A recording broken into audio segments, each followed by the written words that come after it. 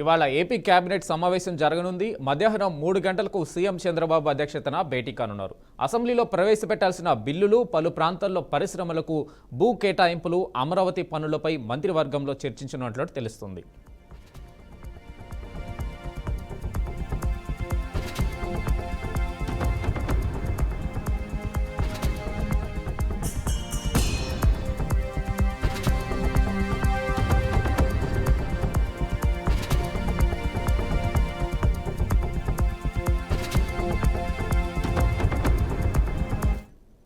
ఇక AP cabinet సమావేశానికి సంబంధించి పూర్తి అప్డేట్ మా బ్యూరో చీఫ్ సాంబశివరావు అందిస్తారు. సాంబశివరావు, చెప్పండి, ఏపీ కేబినెట్ సమావేశం జరుగుతుంది మధ్యాహ్నం. సో ఈ సమావేశంలో ఎలాంటి నిర్ణయాలు తీసుకునే అవకాశం కనిపిస్తుంది?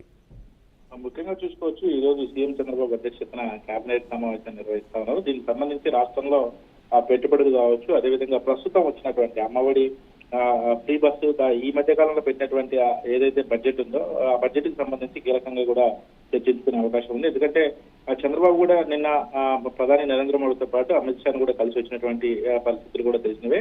అక్కడ అంటే మొదటిసారిగా 3 లక్షలకు పైగా బడ్జెట్ ప్రవేశపెట్టారు. ఆంధ్రప్రదేశ్ చరిత్రలోనే మొట్టమొదటి బడ్జెట్ భారీగా ప్రవేశపెట్టారని చెప్పుకోవచ్చు. అయితే దీనికి సంబంధించి ఒక కేబినెట్ లో అయితే కీలక నిర్ణయం తీసుకునే అవకాశం కనబడతా ఉంది. అదేవిధంగా రేపు మే నెలలో ఇది తల్లికి వందనం కూడా వేసే అవకాశం ఉంది. దాంట్లో ఎంతమంది పిల్లలు ఉంటే అంతమందికి కూడా వేయడానికి సిద్ధమవుతా ఉన్నారు. కాబట్టి పూర్తి స్థాయిలో కూడా ఏమన్నా దానికి సంబంధించినటువంటి డేటా కావచ్చు, అదేవిధంగా దాన్ని అప్లై చేసుకోవాలని చెప్పేసి కూడా చెప్తున్నటువంటి పరిస్థితి. అది కూడా కేబినెట్ లో కీలకంగా కూడా చర్చించే అవకాశం ఉంది. అయితే బడుగు బలహీన వర్గాలకు సంబంధించి కూడా కొంత బడ్జెట్ కేటాయించడం జరిగింది. అది రైతు నేస్తం, అదేవిధంగా ఈ రైతులకు ఇవ్వాల్సినటువంటి ఏదైతే ప్రత్యేక సదుపాయాలు ఉన్నాయో వాటికి సంబంధించి కూడా కీలకంగా ఈరోజు చర్చించే అవకాశం ఉంది. మరి ముఖ్యంగా ఈ ప్రస్తుతం ఉన్నటువంటి పరిస్థితుల్లో యువతకి 20 లక్షల ఉద్యోగాలు ఇస్తామని చెప్పినటువంటి తరుణంలో వాటిపై ప్రత్యేకంగా దృష్టి పెట్టినట్టుగా తెలుస్తా ఉంది. వాటికి సంబంధించి ఇప్పుడు ఇండస్ట్రియల్స్ వచ్చే అవకాశం ఉంది కాబట్టి వాటిని డెవలప్ చేయడానికి అక్కడ ఎవరైతే పెట్టుబడులు పెడతారో వాళ్ళు వస్తే వాళ్ళకి ఎటువంటి సౌకర్యాలు కల్పించాలి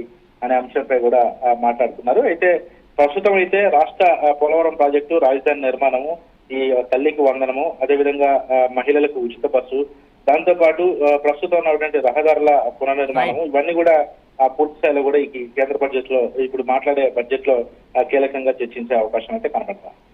రైట్ సాంబశివరావు, థ్యాంక్ యూ.